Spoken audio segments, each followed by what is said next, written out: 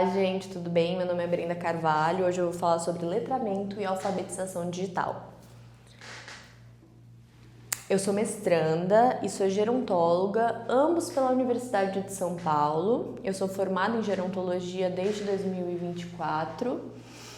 Desde então eu também logo prolonguei para o mestrado e já estou pensando no doutorado. Eu atuo com letramento digital desde 2021. Logo quando eu entrei na graduação, eu já comecei a iniciar e me apaixonei pela área, me apaixonei pela educação para pessoas idosas. E o que eu mais gosto no letramento digital é o enfrentamento de desafios e estereótipos com pessoas idosas. E eu gostaria de iniciar esse primeiro módulo falando sobre estereótipos, sobre velhice e envelhecimento, que normalmente são temáticas negligenciadas, mas que são muito importantes para você compreender aspectos gerais da velhice, aspectos gerais da educação, como você faz com que a educação seja mais acessível para que ela chegue de uma forma mais sentimental e amorosa com as pessoas em geral, mas aqui especificamente com as pessoas idosas. Tudo bem?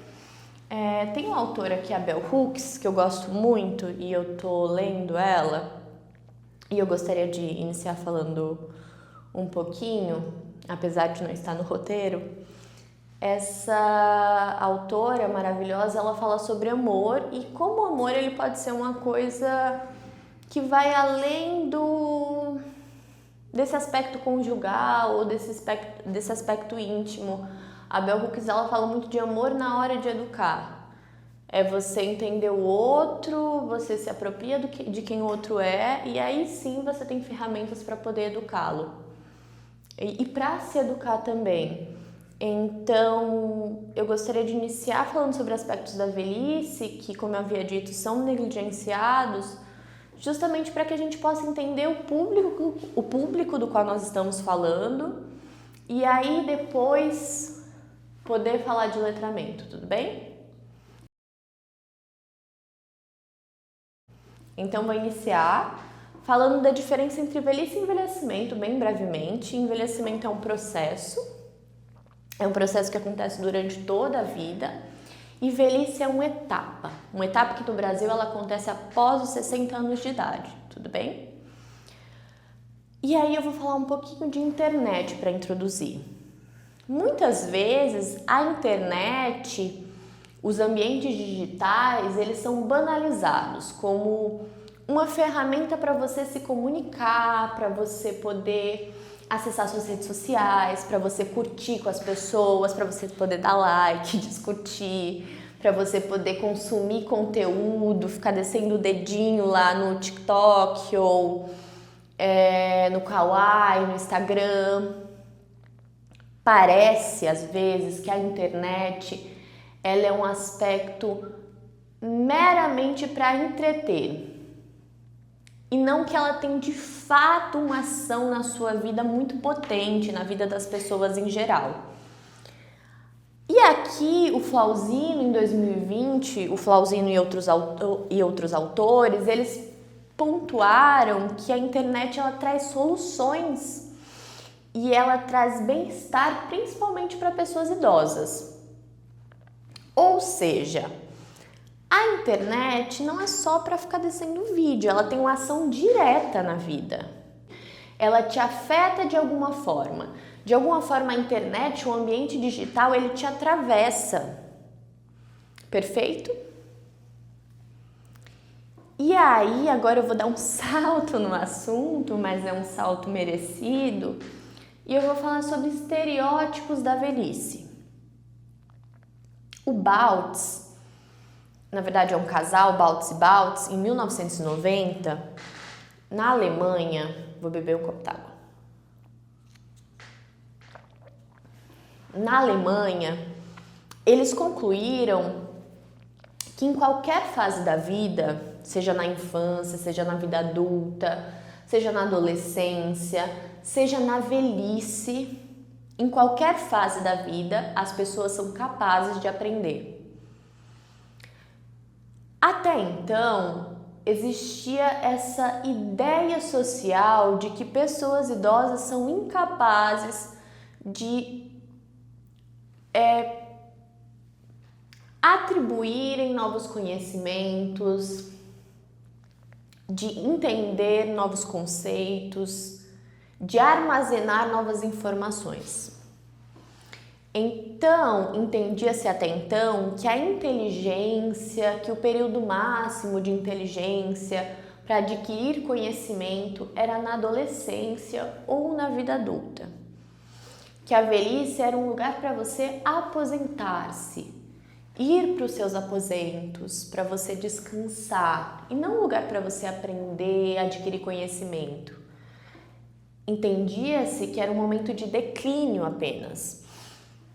Isso em 1990, mas se você parar para pensar, até hoje, algumas informações como essas, elas permeiam a sociedade. Quantas pessoas não escutaram que pessoas idosas são incapazes de aprender?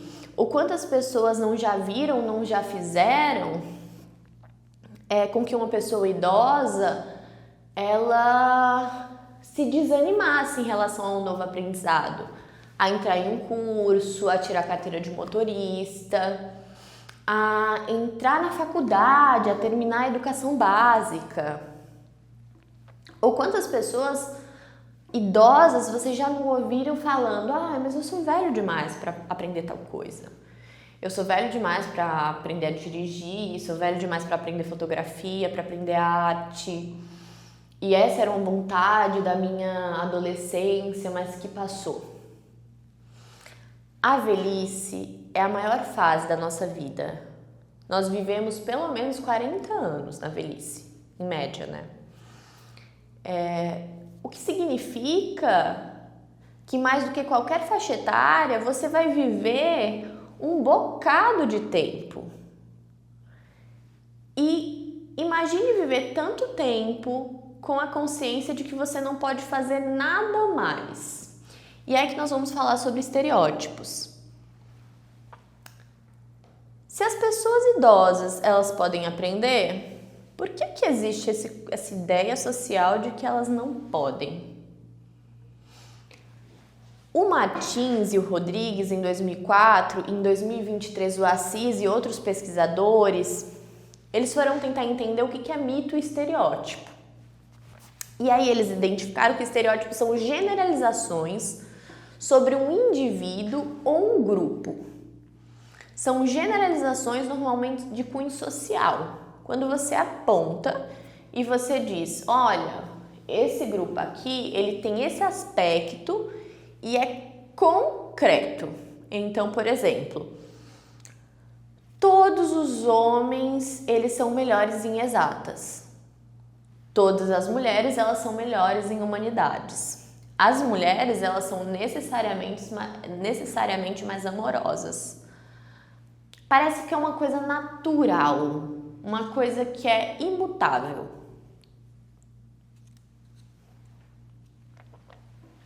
Ou as crianças, elas têm menos direito a escolher porque elas não conseguem. Elas não conseguem escolher, elas não conseguem atribuir sentido às suas próprias vidas. Então, as generalizações são essas imposições sociais para um grupo, para uma pessoa só. É esse apontar, tudo bem? Todo mundo já fez isso em algum momento, aqui não é um espaço de crítica, mas é sempre importante a gente refletir sobre quando a gente é ignorante o suficiente para apontar uma característica para uma pessoa e principalmente resumir ela a essa característica. Perfeito?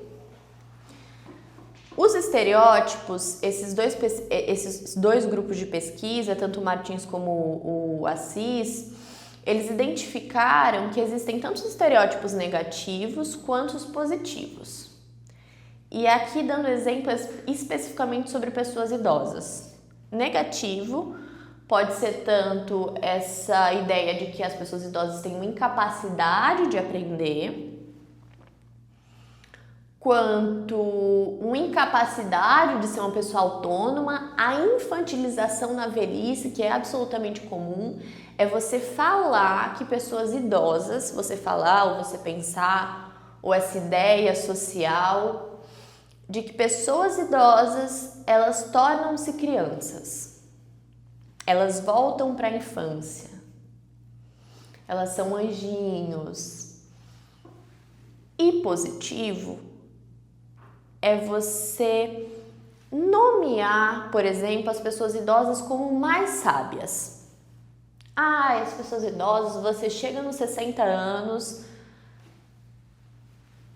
sábia. Você alcançou a sabedoria. O mesmo vale para as crianças, por exemplo. Você identificar que crianças, elas são menos sábias, menos inteligentes, mas que ao mesmo tempo elas são mais capazes de aprender. Então veja, a sociedade, ela possui essas dicotomias entre os grupos, entre os estereótipos. Enquanto um grupo sofre pressões específicas, outro sofre outra. Outros grupos sofrem outras pressões específicas. Perfeito. Essas generalizações, elas são descabidas e elas estão em desacordo com a realidade. Isso não significa que todas as pessoas idosas, elas estão no auge, elas não são sábias.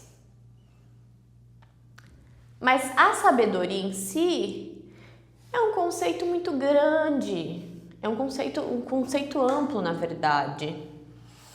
Então, quando você generaliza, você coloca essas pessoas dentro dessa caixinha e você aplica também os acordos necessários dentro desse estigma.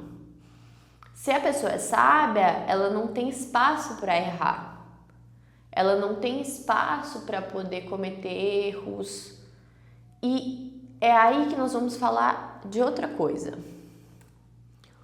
Os estereótipos, eles não são apenas palavras ao além, pensamentos ao além. Eles afetam diretamente a vida das pessoas. Diretamente a vida dessas pessoas e desses grupos. E aí é nesse lugar que eu entro na temática profecia autorrealizadora. O que é a profecia autorrealizadora? Esse é um conceito, um estudo da psicologia em que entende-se que a partir desses estereótipos e desses estigmas, as pessoas, elas são levadas e potencializadas a ter certas atitudes, a ter certos traços, a cometer certos acertos e certos erros. Então, aqui embasada no Kashikar, em 2023,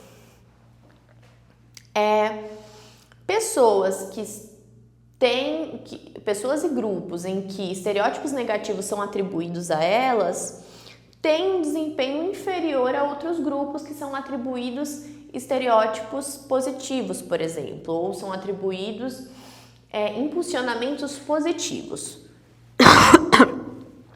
Perdão.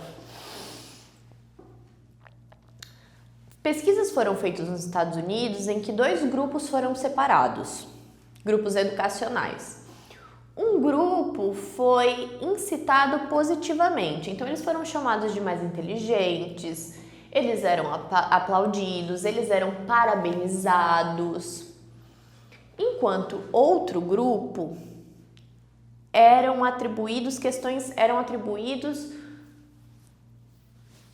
impulsionamentos negativos.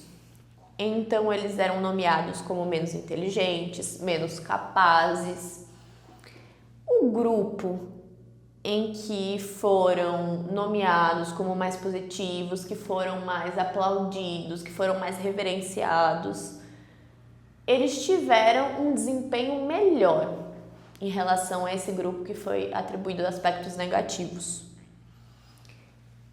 E outras pesquisas foram feitas, uma, por exemplo, em que fala sobre como as meninas em geral, as mulheres, elas têm menos acesso, elas entram menos em cursos de exatas, porque durante toda a vida dessas mulheres e dessas meninas, é atribuído socialmente que as áreas das exatas são masculinas, homens são mais lógicos e mulheres são mais humanas. Então vejam como é uma construção. Isso não aconteceu só no vestibular, aconteceu durante toda a vida dessa menina que na hora de construir-se educacionalmente foi enfatizada sobre a sua falta de capacidade para a área das exatas e, consequentemente, quando ela chega em um vestibular, ela vai acabar indo para a área das humanas, mesmo que ela tenha até um pouco de interesse sobre exatas, ou ela nem desenvolve um interesse justamente porque existe esse conceito social, esse estereótipo social de que homens são mais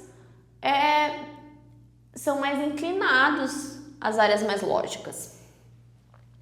Isso é um exemplo claro. Agora, trazendo para as pessoas idosas.